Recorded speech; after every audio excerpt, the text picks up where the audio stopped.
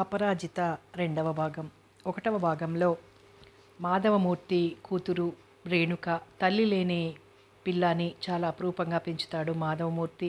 ఇక ఒక జమీందారీ కుటుంబానికి కోడలుగా పంపిస్తాడు. రవిచంద్రకు అంతకుముందే పెళ్ళయిందని అత్తగారు చెప్పడంతో నిర్ఘాంతపోతుంది రేణుక. భావి జీవితం గురించి ఆందోళనతో అల్లాడిపోతుంది. కథ కొనసాగుతుంది. అసలే అందాల బొమ్మ, దానికి తోడు అద్భుతమైన అలంకరణ. అచ్చు దివి నుండి భువికి దిగివచ్చిన దేవకన్యలా ఉంది రేణుక. విలక్షణంగా అలంకరించబడ్డ ఆ శోభనపు గది అచ్చు దేవలోకపు వాతావరణాన్ని తలపుకు తెస్తోంది. ఘుమఘుమలాడే అగరొత్తుల సుగంధంతో పోటీ పడుతున్న కమ్మని మల్లెపూల పరిమళం, ఈ రెండింటినీ ఓడిద్దామని ప్రయత్నిస్తున్న ఖరీదైన సెంటు సువాసనలు ఆ వాతావరణపు అందానికి తగిన తావిని సమకూరుస్తుండగా రేణుకను లోపలికి పంపించి తలుపులు మూసేశారు. మూసుకున్న తలుపుల వెనక నిల్చున్న రేణుక ఒక్కసారి తలెత్తి చూసింది. పూల పాన్పు మీద నిశ్శబ్దంగా పడుకుని ఏదో చదువుకుంటున్నాడు రవిచంద్ర. స్త్రీగా నీ శక్తియుక్తులను సామర్థ్యాన్ని ప్రయోగించి అబ్బాయిని నీ వాణ్ణి చేసుకో, నిరుత్సాహపడకు. ఆ గదిలోకి ప్రవేశపెట్టబోయే ముందు అత్తగారు చెవిలో చెప్పిన మాటలు ప్రతిధ్వనించాయి. స్త్రీగా తనేం చెయ్యాలి? రేణుకకి ఏమీ పాలుపోలేదు. ఒక పావుగంట సేపు అలాగే నిలబడిపోయింది. 1-2 సార్లు తలెత్తి చూసింది. రవిచంద్ర తన కేసి నిశ్చలంగా చూడటం గమనించి తలవాల్చేసుకుంది. రేణు, ఇలా వచ్చి సోఫాలో కూర్చో, గంభీరంగా ధ్వనించిన కంఠస్వరం విని ఉలిక్కి పడిందామె. తలెత్తి చూద్దామన్నా సిగ్గు గాబరా వల్ల ఎత్తలేకపోయింది. అతని సాన్నిహిత్యం పొందిన ఈ 3 రోజులలోనూ ఆమె అతని కంఠస్వరం వినడం అదే మొదటిసారిగా భర్త తన పేరును ఉచ్చరించటం ఆమెకెంతో అపూర్వంగా అనిపించింది. వెంటనే ఇది కళ, నిజమా? ఏమాత్రము పట్టించుకోనట్లు కనిపిస్తున్న ఈయన తనను పేరెట్టి పిలవడమేమిటి? అంతా నా భ్రమ అన్న సందేహంలో పడింది.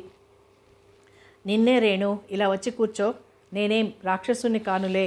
ఆమె ఊహించిన కఠినత్వం ఆ కంఠస్వరంలో మచ్చుకైనా ధ్వనించలేదు. మృదువుగా మార్దవంగా ఉంది రవిచంద్ర మాట. తన్ను తడబడే అడుగులతో పాన్పు దగ్గరగా వెళ్ళి భర్త కాళ్ల ముందు మోకరిల్లి అతని పాదాలను చేతితో తాకి కళ్ళకద్దుకుంది. ఇదేమిటి? అప్రయత్నంగా ఆమె భుజాలు పట్టుకొని లేవనెత్తాడతను. అతని స్పర్శ ఆమె శరీరానికి అమృత సోనలా సోకింది. మనసు, శరీరము మధురమైన పులకింతతో పరవశించిపోయాయి. ఇలా శాశ్వతంగా నా జీవితేశ్వరుడి చేతుల్లో ఉండిపోతే అనుకుంది హృదయంలో. అలా అనుకుంటుండగానే అతని చేతులు విడిపోయాయి. కళ కరిగిపోయినట్లయింది. అలా కూర్చో, నీకు నా గురించి చాలా చెప్పాలి అన్నాడు సోఫా చూపిస్తూ. మంత్రముగ్ధలా అడుగులేస్తూ వెళ్ళి సోఫాలో కూర్చుందామే. నేను రెండో పెళ్లి చేసుకున్న విషయం నీకు తెలుసా? అనునయంగా అడిగాడు. తెలుసు అన్నదామె ముక్తసరిగా. ఎవరు చెప్పారు? అత్తమ్మగారు మెల్లగా అన్నది. జూలీ విషయమంతా చెప్పిందా నీకమ్మా? జూలీని నేను ప్రేమించి పెళ్లి చేసుకున్నాను. అమ్మకు నాన్నగారికి ఇష్టం లేకపోయినా 5 నెలల పాటు మేమిద్దరం కలిసి స్వర్గం లాంటి సహజీవనాన్ని సాగించాం. విధి మమ్మల్ని చూసి ఓర్వలేకపోయింది. ఇండియా వచ్చిన 2 నెలలకే ఆమె తల్లికి బాగా సీరియస్గా ఉన్నదని వెంటనే బయలుదేరమని కాలిఫోర్నియా నుంచి ఉత్తరం వచ్చింది. త్వరలో తిరిగి వచ్చేస్తానని వెంటనే బయలుదేరి వెళ్ళింది జూలీ. కానీ ఆమె గమ్యస్థానం చేరలేదు. రవిచంద్ర కంఠం బాధతో వణికింది. కొన్ని క్షణాలు మౌనంగా ఉండిపోయాడు. రేణుక చిన్నగా నిట్టూర్చింది. మధ్య దోవలోనే ప్లేన్ యాక్సిడెంట్ అయి ప్లేన్లో ఉన్న 16 పాటు జూలీ కూడా నామరూపాలైనా మిగలకుండా ఘోర మరణం పాలైంది. అప్పటికి జూలీ 3 నెలల గర్భిణి కూడాను. రవిచంద్ర ముఖం విషాదపూరితమైపోయింది. అతని ముఖంలోని భావాలు ఓరగా గమనించిన రేణుకకు జూలీని అతనెంత గాఢంగా ప్రేమించాడో అర్థమైంది. జూలీ చనిపోయినా ఇప్పటికీ నా హృదయం అంతా నిండే ఉన్నది. మరో పెళ్లి చేసుకోవటం నాకెంతమాత్రమూ ఇష్టం లేదు. నేనెంత చెప్పినా వినకుండా నా చేత బలవంతంగా నీ మెడలో తాళి కట్టించారు. ప్రస్తుతం శాస్త్రరీత్యా నువ్వు నా అర్ధాంగివైనా నీ పట్ల స్నేహము, సానుభూతి తప్ప మరే భావాన్ని పెంచుకోలేని పరిస్థితి నాది. మనసును వశంలోకి తెచ్చుకొని కాలక్రమాన నేను కట్టిన మాంగల్యానికి సార్థకతని ఇవ్వగలనేమో ప్రయత్నించి చూస్తాను. ఇప్పటికి మాత్రం నువ్వు నన్ను క్షమించాలి. నిబ్బరాన్ని పోగు చేసుకుంటున్న రేణుక మనసు చలించలేదు. ఆవేశంతో, ఉద్వేగంతో రగిలిపోలేదు. విచారంతో వేగిపోలేదు. నిశ్చలంగా, నిర్భీతిగా భర్త చెప్తున్న ఒక్కొక్క మాటనే వింటున్న ఆమె అతనన్న చివరి మాటకు సమాధానంగా, అంత మాటనకండి, మీరలా అనకూడదు అన్నది నెమ్మదిగా. భావరహితమైన చిరునవ్వొక్కటి నవ్వాడతను. ఆల్ రైట్, అలాగే అయితే ఇప్పుడు నువ్వు చెప్పటానికి సంకోచిస్తున్న అతనితో పర్వాలేదు, సోఫాలో పడుకోవటం నాకు చిన్నప్పటి నుంచి అలవాటు అన్నదామే. థ్యాంక్స్ అంటూ మంచినీళ్ల కూజా దగ్గరికి వెళ్ళి నీళ్లు గ్లాసులో కొంచుకుంటున్న అతనితో, దయచేసి ఆ గ్లాసులో ఉన్న పాలు కాసిన తాగుతారా అర్థిస్తున్నట్లుగా అడిగింది. గ్లాసును కూడా పక్కన పెట్టేసి యువతలకొచ్చి టేబుల్ మీదున్న పాల గ్లాస్ అందుకున్నాడు రవిచంద్ర. తన చేతిలో ఉన్న సీసాలోంచి 2 మాత్రలు తీసి నోట్లో వేసుకొని 2 గుక్కలు పాలు తాగాడు. లైట్ వెలుగులో ఆ చిన్న సీసా మీదున్న అక్షరాలు ఆమెకు స్పష్టంగా కనిపించాయి. అక్షరాలు బ్రోమైడ్స్ అని గుర్తించిన ఆమె గుండె దడదడలాడింది. వెనుదిరుగుతున్న అతన్ని కళ్ళప్పగించి చూస్తూ ఉండిపోయింది. తికమక పెడుతున్న ఆలోచనలతో 10 నిమిషాలు కొట్టుకున్న తర్వాత మంచం వైపు చూస్తే అతను గాఢ నిద్రలో మునిగిపోయి ఉన్నాడు. భర్తనే గమనిస్తున్న రేణుక మెల్లగా సోఫాలో నుంచి లేచి టేబుల్ దగ్గరికి వెళ్ళి అతను తాగి వదిలేసిన పాలు తను గటగట తాగేసింది.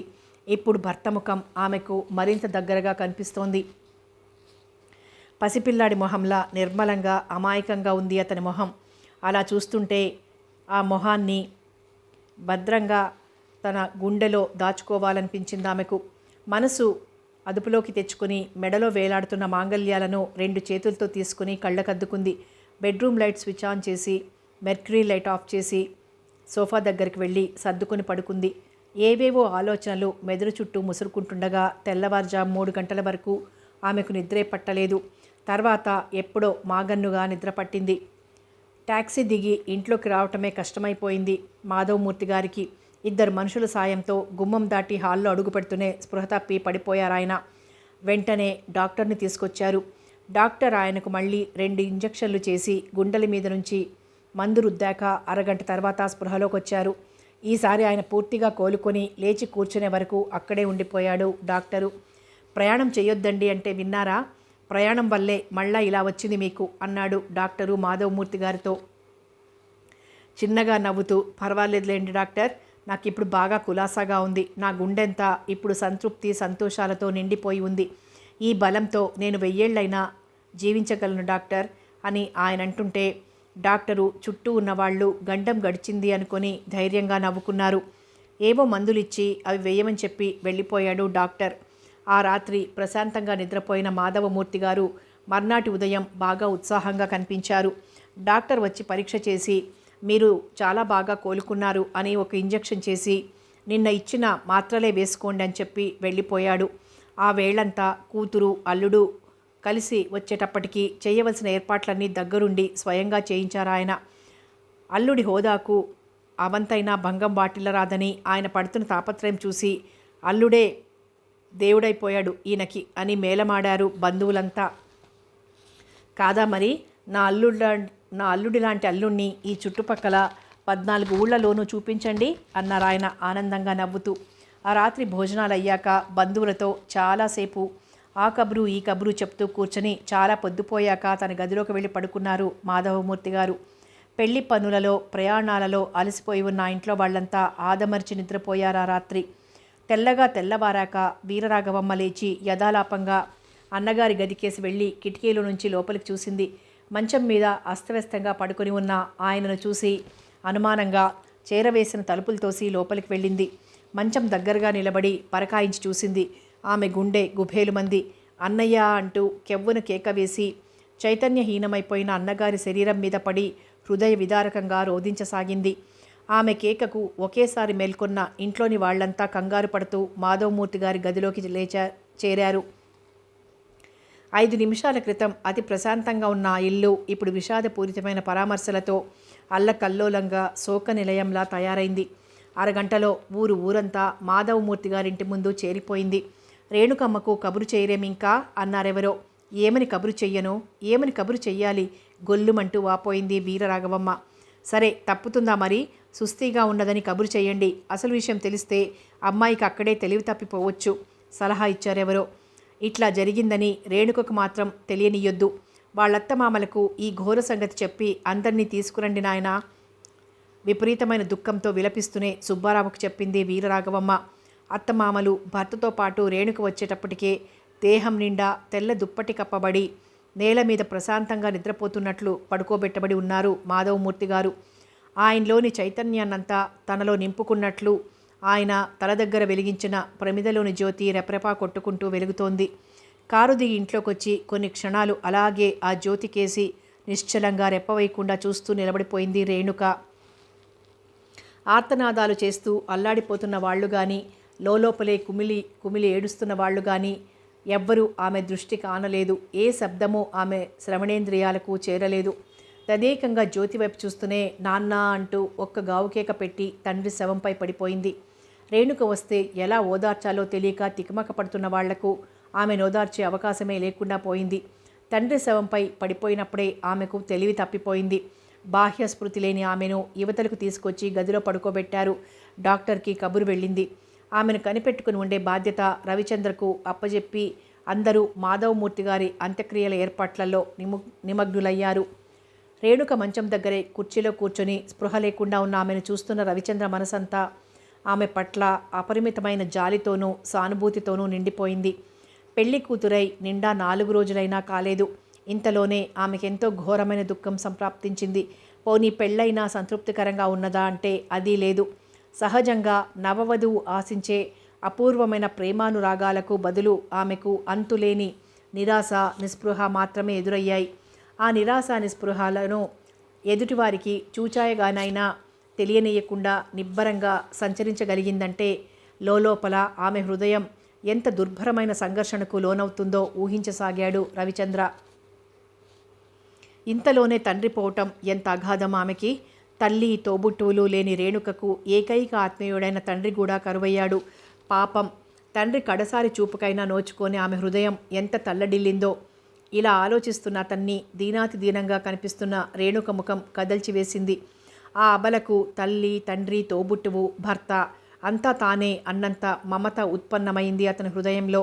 కుర్చీ మంచం దగ్గరగా లాక్కొని తన రుమాలుతో ఆమె నుదుటిపై ఉన్న చెమట బిందువులను సున్నితంగా అద్దుతూ తుడిచేసి ఆప్యాయంగా ఆమె ముంగురులు సవరించాడు. డాక్టర్ వచ్చి చూసి రేణుకకు గ్లూకోజ్ ఇంజెక్షన్ ఇచ్చి విపరీతమైన దుఃఖం తట్టుకోలేక అలా స్పృహ తప్పి పడిపోవటం జరిగిందని, స్పృహ కొంచెం ఆలస్యంగా రావచ్చునని, మరేమీ గాబరా పడాల్సిన అవసరం లేదని చెప్పి వెళ్ళాడు. కోడలి ఆరోగ్యం గురించి ఎంతో తాపత్రయపడుతున్న కొడుకును చూసి కేశవ శర్మ దంపతులు సముద్రంలో మునిగిపోతున్న సమయంలో బలమైన ఆధారం చేతికి దొరికినంతగా పొంగిపోయారు మనసులో. సాయంత్రం దీపాల వేళకు కళ్ళు తెరిచింది రేణుక. అప్పటికి మాధవమూర్తి గారి దేహం పూర్తిగా మట్టిలో కలిసిపోయింది. కళ్ళు తెరవగానే ఎదురుగా ఉన్న రవిచంద్ర వంక వెర్రిగా చూసింది. ఆ కళ్ళల్లో కళ్ళు పెట్టి చూస్తూ రేణు అన్నాడు రవిచంద్ర. అతని గుండెల్లో ఆమె పట్ల పొంగులు బారుతున్న ఆత్మీయత అంతా వ్యక్తమైంది ఆ పిలుపులో. రేణుక హృదయం దగ్గరికెళ్ళి దాన్ని సున్నితంగా వాత్సల్యపూర్వకంగా స్పృశించింది ఆ పిలుపు. ఆ అనుభూతిలో ఆమె హృదయంలో పొంగుతున్న దుఃఖం కట్టలు తెంచుకుంది. అప్రయత్నంగా రవిచంద్ర చేతిని తన చేతిలోకి తీసుకుని నాన్నగారిక లేరండి అంటూ బావురుమన్నది. ఏడవకు రేణు, ఏం చేస్తాం అంటూ రవిచంద్ర ఓదారుస్తుండగానే మళ్లీ స్పృహ తప్పిందామెకు. మాధవమూర్తి గారి కర్మకాండాలు ఘనంగా జరిగిపోయాయి. ఆ ఊర్లోనే కాక చుట్టుపక్కల ఊళ్ళ వాళ్ళందరూ కూడా ఆయన మంచితనాన్ని కొనియాడుతూ ఆయన మరణానికి సంతాపాన్ని వ్యక్తపరిచారు. మాధవమూర్తి గారికి పేరు మీదుగా లెక్కలేనని దానధర్మాలు చేయబడ్డాయి. రేణుక కోరికపై వాళ్ల భవనాన్ని గ్రంథాలయంగా మార్చి దానికి మాధవమూర్తి గ్రంథాలయం అని పేరు పెట్టారు. బంధుమిత్రులందరూ వెళ్ళిపోయాక అత్తమామలు భర్తతో కళ్యాణపురం బయలుదేరింది రేణుక. అత్తమామల ఆదరణలో, భర్త చూపుతున్న ఆత్మీయతలో ఆమె తండ్రి పోయిన దుఃఖాన్ని కొంతవరకు మర్చిపోయింది. కానీ తీరా ఊరు విడిచి వెళ్లే ముందు ఇంకా ఆ ఊరికి తనకు రుణం తీరిపోయిందన్న భావన మనసులో మెదలగా ఆమె హృదయం కరిగి నీరైంది. కాలచక్రంలో 2 వారాలు గడిచిపోయాయి. క్రమక్రమంగా రవిచంద్ర వైఖరిలోని నిర్లిప్తత తగ్గి అతను మళ్లీ మనుషులలో పడటం చూసి అదంతా రేణుక ప్రభావమేనని కేశవ శర్మ దంపతులు మహదానంద భరితులై కోడలు సాక్షాత్తు తమ ఇంటి మహాలక్ష్మి అని భావిస్తూ ఆమెను ఎంతో అపురూపంగా చూసుకుంటున్నారు. ఆ వేళ బొంబాయి నుంచి రవిచంద్ర పేరా ఒక టెలిగ్రామ్ వచ్చింది. దాన్ని చదువుకుని నిర్ఘాంతపోయాడు రవిచంద్ర. అవాక్కై టెలిగ్రామ్ వైపే చూస్తున్న కొడుకుని అక్కడే ఉన్న కేశవ శర్మ గారు గమనించి ఏమిటి రవి, ఏమైంది అని అడుగుతూ పడక కుర్చీలో నుంచి లేచి కొడుకు దగ్గరికి వచ్చారు. రవిచంద్ర చేతిలో రెపరెపలాడుతున్న టెలిగ్రామ్ కాగితాన్ని ఒక చివర తన చేత్తో పట్టుకుని చదివి అదిరిపడ్డారాయన. ఆ టెలిగ్రామ్లో ఉన్న వార్త ఇది: Julie is safe, start immediately, Thomas. ఏమిటి? ఆ పిశాచి జూలీ బ్రతికే ఉన్నదా? అప్రయత్నంగా కేశవ శర్మ గారి నోటి వెంట వెలువడిన మాటలు ఏదో పని మీద హాల్లోకి వచ్చిన రేణుకకు స్పష్టంగా వినిపించాయి. ఆ మాట వినగానే ఎవరో తనను బలవంతంగా అంధకారమయమైన అధపాతాళానికి లాక్కుపోతున్నట్లు ఫీలైంది రేణుక. బ్రతుకుబాటలో ద్యోతకమవుతున్న కాస్తంత మసక వెలుగు అకస్మాత్తుగా చీకటిగా మారిపోగా జీవితమంతా శూన్యంలా అనిపించింది ఆమెకు.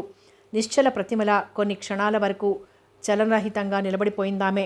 ఈ విషయం రేణుకకు తెలియనివ్వకండి నాన్న, అసలే తండ్రిపోయిన దుఃఖంతో కుమిలిపోతోంది. ఈ సంగతి తెలిస్తే మరింత తల్లడిల్లిపోతుంది. నేనిప్పుడు వెళ్ళి అక్కడి పరిస్థితులేమిటో చూసొస్తాను. ఆ తర్వాత రేణుకకు మాత్రం ఎట్టి పరిస్థితుల్లోనూ అన్యాయం చేయను నాన్న, నన్ను నమ్మండి. వరండాలో నుంచి వినిపిస్తున్న రవిచంద్ర మాటలు మళ్ళా ఊపిరిపోసాయి రేణుకకు. ఇప్పుడే వెంటనే వెళ్ళాలా నువ్వు? వెళ్ళిపోతే రేణుక. తండ్రి మాటకు మధ్యలోనే అడ్డొచ్చాడు రవిచంద్ర. వెళ్ళాలి నాన్న, తప్పదు, నన్ను ఆటంకపరచకండి అన్నాడు దృఢంగా. నెమ్మదిగా తను నిల్చున్న చోటు నుంచి కదిలి వెళ్ళిపోయింది రేణుక. తడబడుతున్న ప్రతి అడుగు బలవంతం మీద నిలదొక్కున్నదామే. ప్రయాణానికి సిద్ధమవుతున్న రవిచంద్ర సూట్ కేసులు అవి సర్దుతోంది రేణుక అతి శ్రద్ధగా.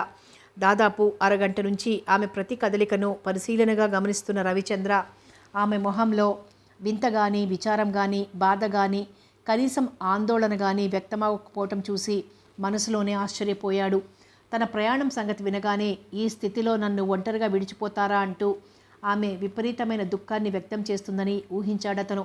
కానీ తను అసలు విషయం మభ్యపెట్టి బొంబాయిలోని మన థియేటర్స్ వ్యవహారాలలో ఏవో లావాదేవీలు వచ్చాయట, నేను వెంటనే బయలుదేరి వెళ్ళాలి అని చెప్పినప్పుడు రేణుక చిరునవ్వుతో క్షేమంగా వెళ్ళి లాభంగా రండి అన్నది. తనలో జ్వాలలు రేగుతున్న బడబాగ్నిని భర్తకు చూచాయగానైనా తెలియనివ్వకుండా అణిచిపెట్టి అతి ప్రయత్నం మీద చల్లటి చిరునవ్వును ఆమె పెదాల మీదకు తెచ్చుకున్నదని అతనికి తెలీదు. అందుకే ఆమె ప్రవర్తన అతనికి వింతగా తోచింది. ఆమె బాధపడుతుంటే ఎన్నెన్నో విధాల ఓదార్చి ధైర్యం చెప్దామనుకున్నాడు రవిచంద్ర. కానీ అతనికి ఆమెను ఓదార్చే అవసరమే కలగలేదు. ఇక ఉండబట్టలేక, ఈ స్థితిలో నిన్ను వదిలిపెట్టి వెళ్ళటానికి నాకు చాలా బాధగా ఉంది రేణు, కానీ తప్పనిసరిగా వెళ్ళి తీరాల్సి వచ్చింది అన్నాడు. అవసరమైతే తప్పుతుందా మరి? నెక్టైలు పొందికగా మడిచి సూట్ కేసులో పెడుతూ అన్నది రేణుక. ఒంటరిగా ఉన్నప్పుడు నువ్వు గతం గురించి ఆలోచనలతో మనసును మరీ భారం చేసుకోవు కదా. అత్తయ్య గారు, మామయ్య గారు అనుక్షణం నన్ను కవ్వించి నవ్విస్తుంటే ప్రమీల ఇంతమంది ఉండగా నేను ఒంటరిదాన్నెలా అవుతానండి, సూట్ కేస్ మూస్తూ అన్నది. ఆ క్షణంలో ఆమె ముఖ కవళికలు చూడాలని ప్రయత్నించాడతను. కానీ సూట్ కేస్ ముందు వైపు తిరిగి ఉన్న రేణుక ముఖం అతనికి కనిపించలేదు. త్వరలో వచ్చేస్తాను చివరి మాటగా అన్నాడు. రావద్దు మరి, ప్రమీల పెళ్ళి ఇంకా 2 నెలలేగా ఉన్నది. ఏర్పాట్లన్నీ చేయించడానికి మీరిక్కడ లేకపోతే ఎలా? హ్యాంగర్కున్న నల్లకోటును బ్రష్ చేయటానికై తీస్తున్న ఆమె ముఖం పక్క భాగం కనిపించింది అతనికి. కన్నీరు కంటి నుంచి చెక్కిలి మీదుగా జారుతున్నట్లు తోచింది. మీకు కాఫీ ఇవ్వొద్దు, మర్చిపోయాను, అప్పుడే 3:30 దాటిపోయింది కూడా.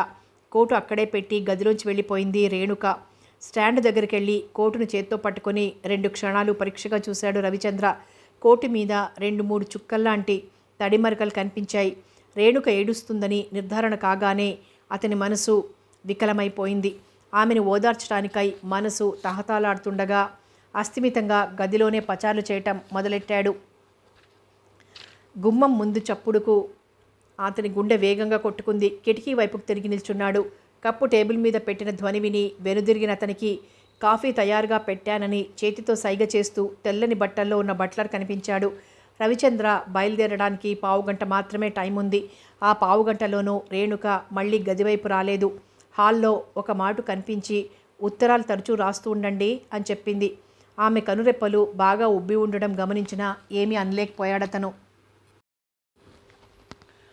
పొంగి వస్తున్న దుఃఖాన్ని బలవంతాన ఆపుకుంటూ రవిచంద్ర కారు వెళ్ళిన కిటికీ వద్ద నిల్చున్న రేణుక తన భుజం మీద చేపట్టం గమనించి ఉలిక్కిపడి వెనుదిరిగింది. ఆమె కనుల నిండా నిండి ఉన్న కన్నీరు అదురు దూసుకుని రెప్పలు దాటి ప్రవహించింది. వెంటనే కళ్ళు చెంగుతో ఒత్తుకుంటూ నువ్వా ప్రమీ అంటూ చిన్నగా నవ్వింది. తల వంచుకుని ఉన్న వదినగారిని చూసి ఏడుస్తున్నావు కదొదినా అడిగింది ప్రమీల జాలిగా. ఎందుకు ఏడవటం? మీ అన్నయ్య వెళ్ళిపోయారన్న విరహంలో తప్పించిపోతున్నాననుకున్నావా ఏమిటి? తన ముఖంలోని చీకట్లని మరుగుపడేలా నవ్వుతూ కొంటెగా అన్నది రేణుక. ముఖం చిట్లించుకుంటూ రేణుక వైపు చూసింది ప్రమీల. నీ నటన ఇక చాలించు గాని ఇప్పుడు అన్నయ్యని ఎందుకు వెళ్ళనిచ్చావు? మీ అన్నయ్య గారిని నేను వెళ్ళనివ్వడమేమిటి ప్రమీ? పెదాల మీద నవ్వుని మాయనివ్వకుండా జాగ్రత్త పడుతూ అన్నది రేణుక. ఇంతకీ ఆయన గారు హఠాత్తుగా బొంబాయికి ప్రయాణం ఎందుకు కట్టాడో తెలుసా నీకు? అక్కడ ఏవో వ్యవహారాలు చూడాలట, అందుకని. అంత అబద్ధం. అమ్మా నాన్న చెప్పుకుంటుంటే ఇప్పుడే విన్నాను. ఆ పాపిష్టిది లేదు జూలీ, అది బ్రతికే ఉందొదినా. తన మాట విన్న రేణుక మొహంలోని భావాలు ఎలా ఉన్నాయోనని రేణుక ముఖంలోకి తదేకంగా చూసింది ప్రమీల. భారమైన నిట్టూర్పును అణిచిపెట్టుకుంటూ తేలిగ్గా నవ్వింది రేణుక. జూలీ ఎవరు అని అడిగింది ఏమీ తెలియనట్లు.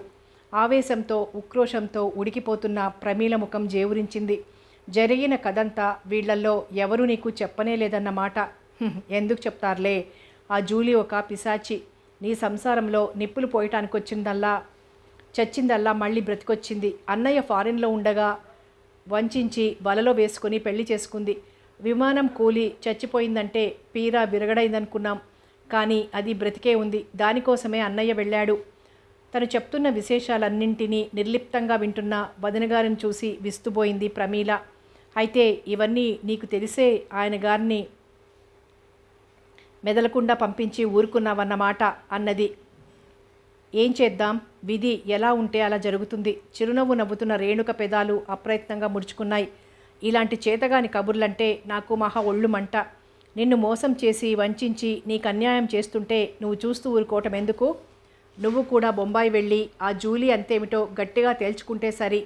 అమాయకంగా ఆవేశపడిపోతూ మాట్లాడుతున్న ప్రమీలను చూస్తుంటే ఆమెలో తన తల్లి తండ్రి తోడు నీడ ఉన్నట్లనిపించాయి రేణుకకు. వాత్సల్యం నిండిన కళ్ళతో ఆడపడుచుని చూస్తూ ఉండిపోయింది. ఆ జూలీ కంటే ఏ విషయంలో తీసిపోయావేమిటి నువ్వు? దాని సంగతి ఏమిటో తేల్చుకోవడానికే వీల్లేదు. కసిగా ఏదేదో అనేస్తూ గింజుకుంటోంది ప్రమీల. విరిసే విరియని మొగ్గల వెన్నెల చిందించే పున్నమి జాబిల్లిలా అతి సుకుమారంగా కనిపించే ప్రమీల ముఖం కందిపోయి కందగడ్డలా తయారైంది. మొన్నటి వరకు తన ముక్కు మొహం ఎరగని ప్రమీలకు తన సుఖము సౌఖ్యం కోసం ఇంత తాపత్రయపడమేమిటి? తనపై ఈ పిల్లకెందుకింత మమత? ఆడపడుచు వదినల అనుబంధం ఇంత ఆత్మీయంగా ఇంత మధురంగా కూడా ఉంటుందా? ఇలా తనలోనే తలపోస్తున్న రేణుక భుజం పట్టి కుదిపి నువ్వు గాని ఇప్పట్లో అశ్రద్ధ చేశావంటే అన్నయ్య నీకు దక్కడు, తెలిసిందా అని హెచ్చరించింది ప్రమీల. ప్రమీల కళ్ళల్లోకి చూస్తూ మీ అన్నయ్య నాకెప్పుడు అన్యాయం చేయరు ప్రమీ అన్నది. నువ్వు ఇలాంటి దానివి కాబట్టే నిన్ను వీళ్ళంతా ఇలా ఆడిస్తున్నారు. ఆ సుమతీదేవికి వారసురాలిగా కనిపిస్తున్నావు నువ్వు. ఈ విడ్డూరం ఎక్కడా లేదమ్మా విసుగ్గా అన్నది ప్రమీల. తులసికోట దగ్గర సంధ్యదీపం ఇంకా వెలిగించనే లేదు. ఇప్పుడే వస్తానుండమ్మా ప్రమీ అంటూ త్వరగా అక్కడి నుంచి వెళ్ళిపోయింది రేణుక. ఆమె తప్పించుకుని వెళ్ళిపోయిందని ప్రమీలకు తెలుసు. నిట్టూరుస్తూ తను అక్కడి నుంచి కదిలింది. మర్నాటి సాయంత్రానికల్లా బొంబాయిలో దిగాడు రవిచంద్ర. ప్రయాణం చేస్తున్నంతసేపు అతని మనసు ఆలోచనల తుఫాన్లో అల్లకల్లోలమైపోయి అతని నిద్రాహారాలను కూడా దూరం చేసింది. జూలీ క్షేమంగా ఉన్నట్లయితే ఇన్నాళ్ళు తన ఉనికిని తెలియజేయకుండా ఎక్కడున్నది? కూలిపోయిన విమానంలో నుంచి జూలీ ఎలా రక్షించబడింది? ఆమెకు అంగవైకల్యం ఏదైనా ప్రాప్తించుంటుందా? ఈ ఆలోచన రాగానే కళ్ళు కోల్పోయిన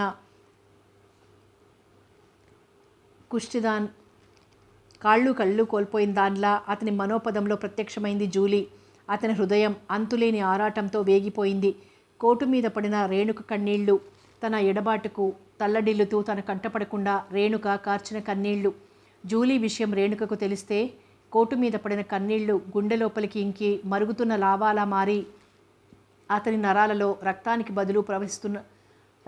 బదులుగా ప్రవహిస్తున్నట్లు అనిపించింది. జూలీ ఉనికి రేణుక భరించగలదా? రేణుక నీడనైనా జూలీ సహించగలదా? తను మరొక స్త్రీతో చనువుగా మాట్లాడితేనే అసూయతో దహించుకుపోయే జూలీ రేణుకతో తన జీవితం కలలోనైనా పంచుకోగలదా?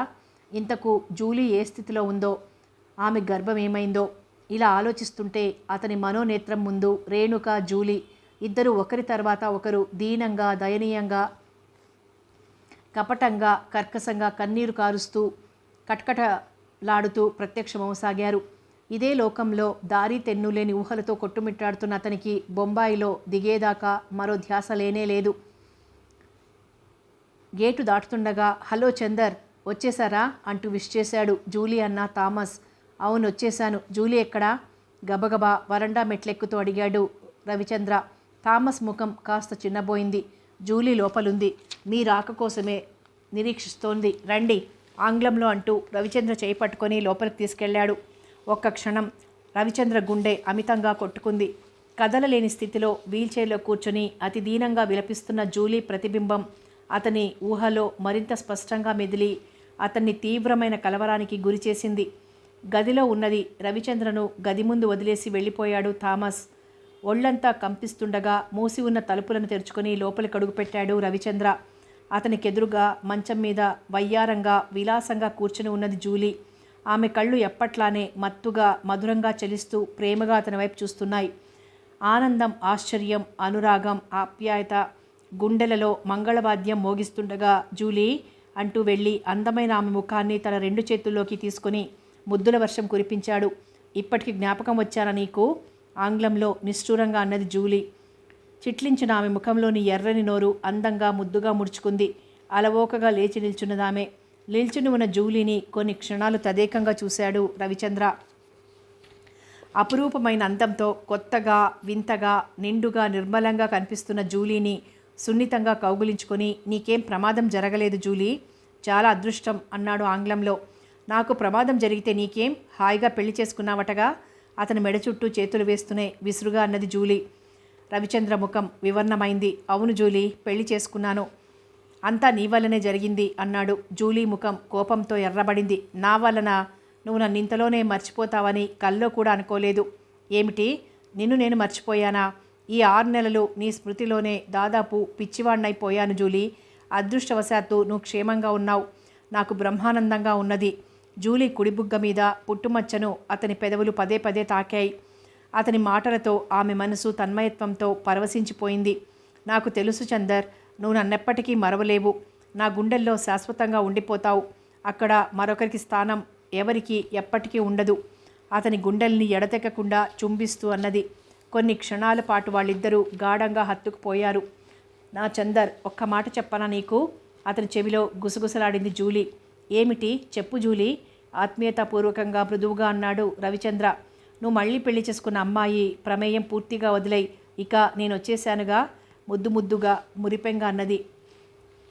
షాక్ తిన్నట్లు ఫీల్ అయ్యాడు రవిచంద్ర. అంతకంతకు బిగిసిపోతున్న జూలీ కౌగిలి ఒక ఉక్కు చట్రంలా అనిపించసాగింది అతనికి. అతని మెదడు వెచ్చని ఆవిర్లలో ఉక్కిరి బిక్కిరైంది ఒక్క క్షణం. నన్ను విడనాడి నువ్వు బ్రతకలేవు. నువ్వు లేకపోతే నేను చచ్చిపోతాను. మనం ప్రేమైక జీవులం. మన మధ్య ఎవరూ ఉండటానికి వీల్లేదు. మత్తుగా ఏదేదో అనేస్తోంది జూలీ. అప్పటికి ఆమెను విడిపించుకొని విశ్రాంతిగా ఊపిరి పీల్చుకుందామనుకుంటున్నాడు రవిచంద్ర. బ్రేక్ఫాస్ట్ దగ్గర కూర్చున్నారు ముగ్గురు.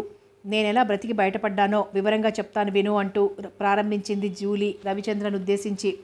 చెప్పు అన్నట్లు ఆమె వైపు చూశాడు రవిచంద్ర. థామస్ ఒకసారి నిశితంగా చెల్లెల వైపు చూసి బ్రెడ్ మీద వెన్న రాసుకోవటంలో మునిగిపోయాడు. గొంతు సవరించుకుంది జూలీ. కాసేపు చిన్నగా దగ్గింది. ఇంగ్లీష్లో చెప్పసాగింది. ఆ వేళ నేను ప్లేన్ ఎక్కానా? జెనీవాలో ఆగినప్పుడు మా ఆంటీ పిల్లలు నన్ను చూడటానికి వచ్చారు. అమ్మకు అప్పటికి బాగా కులాసా చిక్కిందని, ఆరోగ్యంగానే తిరుగుతున్నదని ఆంటీ ద్వారా తెలిసింది. ఆ వార్త తెలియగానే నాకు తమాషా చేయాలని అనిపించింది. కొన్ని రోజులు నా ఉనికి మీకెవ్వరికీ తెలియకుండా ఉంటే మీరంతా ఎలా ఉంటారో, ఏం చేస్తారో చూడాలనుకున్నాను. ఆంటీ వెంట తిన్నగా వాళ్ళింటికి వెళ్ళిపోయాను. ఆ మర్నాడే ప్లేన్ యాక్సిడెంట్ సంగతి తెలిసింది. నా పథకం పారటానికి మరింత వీలు చిక్కింది. ఈ విషయం ఆంటీకి కూడా చెప్పి ఒప్పించి రక్తి కట్టేటట్లుగా నాటకమాడాను. నేను హఠాత్తుగా మీ ముందు నిలిచి అందరినీ ఒక్కసారి సర్ప్రైజ్ చేయాలనుకున్నాను. బ్రెడ్ ముక్కను సుతారంగా 2 పెదాల మధ్య పెట్టుకుంటున్న జూలీని ఆశ్చర్యంగా చూశాడు థామస్. రవిచంద్ర జూలీ వైపే చూస్తూ ఆమె చెప్పేది శ్రద్ధగా వింటున్నాడు. అన్నయ్య నన్ను చూసి షాక్ తిన్నట్లయిపోయాడు. ఆడదానిలా నన్ను గట్టిగా పట్టుకొని ఒకటే ఏడుపు. నువ్వింకా సరే నన్ను చూడగానే నిన్ను నువ్వే మర్చిపోయావు. ఇక అమ్మా నాన్నలకి ఈ విషయం తెలిసిందంటే మితిమీరిన ఆనందంతో స్పృహ తప్పి పడిపోతారేమో కూడా. కిలకిలా నవ్వింది జూలీ. శ్రోతలిద్దరిలో ఎవ్వరూ నవ్వలేదు. దీర్ఘంగా నిట్టూరుస్తూ ఇన్నాళ్ళు ఎలా ఉండిపోయావు జీలీ? గంభీరంగా అడిగాడు రవిచంద్ర. కాఫీ సిప్ చేస్తున్న థామస్ దృష్టి మరోవైపుకు తిప్పుకున్నాడు. పకపక విరగబడి నవ్వింది జూలీ. నవ్వుతూనే ఇప్పుడేం మునిగిపోయిందని నే వచ్చేశాగా అన్నది. రవిచంద్ర కనుబొమ్మలు ముడిపడ్డాయి. నువ్వు వచ్చేలోగా ఒక విపరీతమైన సంఘటన జరిగిపోయింది జూలీ. దానికి చాలా వరకు బాధ్యురాలివి నువ్వే. అతని కంఠంలో గంభీరతతో పాటు నిష్ఠూరత ధ్వనించింది. ఓహో, నువ్వు చేసుకున్న పెళ్లి విషయమేనా నువ్వనేది? పోనిద్దు, అది కూడా ఒక థ్రిల్ అని అనుకుంటున్నాను తేలిగ్గానేసింది జూలీ. రవిచంద్ర ముఖంలో కోపఛాయలు చూసి గతుక్కుమని, అదేమిటి, నీకు నా మీద కోపం వచ్చినట్లుందే? Please excuse me Chandar. గబగబా బ్రెడ్ తిననారంభించింది జూలీ. కాఫీ మాత్రమే తాగుతున్న రవిచంద్రను చూసి, అదేమిటి చందర్, బ్రెడ్ ముట్టుకోలేదేం నువ్వు? నేను తినిపిస్తానుండు. తన కుర్చీలో నుంచి లేచొచ్చి రవిచంద్ర పక్కన వెళ్ళింది జూలీ. థామస్ అప్పటికే కాఫీ తాగటం ముగించి తన గదిలోకి వెళ్ళిపోయాడు. ఎందుకంత కోపం? నన్ను తప్ప మరెవరిని కలలోనైనా ప్రేమించలేననేవాడివి. ఆ ప్రేమంతా ఏమైపోయింది? గోముగా అడుగుతూ బ్రెడ్ ముక్కను అతని నోటికి అందించబోయింది. ఆమె చేతిని సున్నితంగా అవతలకు నెట్టేశాడు రవిచంద్ర. ఆ ప్రేమ వల్లే అనుక్షణము నీ స్మృతిలోనే విరాగిలా అయిపోయాను నేను అన్నాడు. అక్కడ ఉన్నానన్న మాటే గాని ప్రతి రాత్రి నీ కమ్మని కౌగిలిలోనే మైమర్చి నిద్రపోతున్నట్లు, నీ ఒడిలో ఇమిడిపోయి స్వర్గసుఖాన్ని చవిచూస్తున్నట్లు, మధురాతి మధురమైన కోటి కమ్మని కలలు కంటూ తీయని ఊహలలో తేలిపోతూ నిరంతరము నిన్నే స్మరిస్తూ గడిపాను నేను. ఎడమ చేత్తో అతని షర్టు గుండెలను మృదువుగా తడుముతూ అన్నది జూలీ. మరొకప్పుడైతే రవిచంద్ర ఆమెను గుండెలకు హత్తుకుని ముఖమంతా ముద్దులతో నింపేసి ఆమెను అనురాగపు టంచుల వరకు తీసుకెళ్లేవాడే. కానీ ఇప్పుడు మాత్రం గంభీరంగా, ఏమైతేనేం, నీ సరదా నీ పాలిట శాపమైంది జూలీ. అనాలోచితంగా నీ జీవితంలో సగభాగాన్ని కోల్పోయావు అన్నాడు. దెబ్బతిన్నట్లు అదిరిపడింది జూలీ. ఆమె కుడి చేతిలోని బ్రెడ్ ముక్క జారి టేబుల్ మీద పడింది. ఏమిటి, నా లైఫ్లో సగభాగాన్ని నేనెందుకు కోల్పోతానో? అది నీ పొరపాటు. నీ ఇండియన్ భార్యకు నాకు లంకె పెడదామన్న నీ దురుద్దేశం. ఆవిడ్ని నన్ను సమానం చేస్తున్నావా? విసురుగా అన్నది. తీవ్రంగా ఆమె వైపు చూశాడు రవిచంద్ర. నాకిప్పుడిద్దరు భార్యలు అన్నాడు నిశ్చలంగా. మండిపడింది జూలీ. అప్పుడే ఆ ఇండియన్ భార్య మీద అంత మోజు పెరిగిపోయిందా నీకు? నాకంటే ఆవిడ ఎక్కువైపోయిందన్నమాట హుంకరించింది. అగ్నిసాక్షిగా ఆమెను వివాహమాడాను నేను. భార్యగా ఆమెను మన్నించటం నా ముఖ్య ధర్మం జూలీ నిదానంగానే అన్నాడు. నువ్వే నా లోకం, నువ్వే నా సర్వస్వమని నన్ను నమ్మించి మోసం చేసి చివరకు నా బ్రతుకునిలా ముక్కలు చేస్తావా? నా వాళ్లను, నా దేశాన్ని వదులుకొని అన్నీ నువ్వే అనుకుని నీ వెంట ఈ దేశం వచ్చిందెందుకు? తీరా నేను కాస్త కనుమరుగయ్యేసరికి మరో పెళ్లి చేసుకుని పైగా ఆమెను వదులుకోలేనంటున్నావా? అటువంటి వాడివి ఎందుకు వచ్చావు ఇక్కడికి? ఆవేశం ఎక్కువై రొప్పుతోంది జూలీ. అపార్థం చేసుకోకు జూలీ, నేను నువ్వనుకున్నంత నీచుణ్ణేం కాదు. నెమ్మదిగా అతనన్న మాటలు మరింత ఆవేశం తెప్పించాయి ఆమెకి. నేను అనుకున్న దానికంటే పరమ నీచుడివి నువ్వు. లేకపోతే ఆవిడపై ఇంత మమత మోజు పెంచుకునేవాడివే కాదు. గట్టిగా అరిచింది. భారంగా నిట్టూర్చాడతను. మోజు పెంచుకునే ఆమెని అభిమానిస్తున్నానని నీ ఉద్దేశమా? శాస్త్రరీత్యా భార్యాభర్తలమైన మా మధ్య ఇంతవరకు ఎలాంటి వైవాహిక సంబంధము లేదు తెలుసా? అబద్ధం. గొంతు చించుకున్నట్లు అరిచిందామె. ఇదంతా కేవలం తాళి కట్టిన ప్రేమేనని నమ్మమంటావా? నీకు ఆమెకు ఎలాంటి సంబంధము లేనప్పుడు ఆమెకు విడాకులు ఇచ్చేస్తే హాయిగా మరొకరిని చేసుకుని సుఖపడుతుంది కదా? జూలీ, ఉక్రోషం పెరిగిందతనికి. విడాకులంటే నువ్వు అనుకున్నంత సులభం అనుకున్నావా? ఇది ఇండియా. ఇక్కడి స్త్రీలకు విడాకులు అంటే ఆత్మహత్య కంటే ఘోరమైన విషయం. అబ్బో, మహానీతులు వల్లించేస్తున్నావు. విడాకులు ఇచ్చి పారేయమని ఆవిడకో ఉత్తరం రాసిపడేయి. మన్నాటికల్లా అంగీకరిస్తూ జాబ్ వస్తుందో లేదో నువ్వే చూద్దువు గాని నేను అలా రాయలేను. నేను ఈ ఇండియాలో పుట్టిన పురుషుణ్ణే నిష్కర్షగా అన్నాడతను. What is it? నువ్వెంత మారిపోయావు? ఇండియన్ లేడీస్ మీద ఇంత మోజున్న వాడివి నన్నెందుకు చేసుకున్నావు? నువ్వు నన్ను మభ్యపెట్టి నాటకం ఆడటంలోనే పొరపాటు చేశావు. లేకపోతే నీకే అన్యాయం ఎప్పటికీ జరుగుండేది కాదు. ఇప్పుడు వాపోయినా లాభం లేదు. కుర్చీలో నుంచి లేచి విసురుగా తన గదివైపు వెళ్ళిపోయాడతను. లాభం లేదా? ఇంత ఖచ్చితంగా ఎలా చెప్పగలుగుతున్నావు నువ్వు? నాకింత ఘోరమైన అన్యాయం జరగటానికి కారుకురాలిని నేనేనా? రెండు చేతులలో ముఖం కప్పుకొని భోరుమన్నది జూలీ. ఏడుస్తూనే రవిచంద్రను, థామస్ను, ఇంకా ఇతరులను ఏమేమో అంటూ తనకు చేసిన అన్యాయానికి ఫలితం వాళ్ళంతా తప్పకుండా అనుభవిస్తారని శపిస్తోంది. 3వ భాగంలో మళ్ళీ కలుసుకుందాం.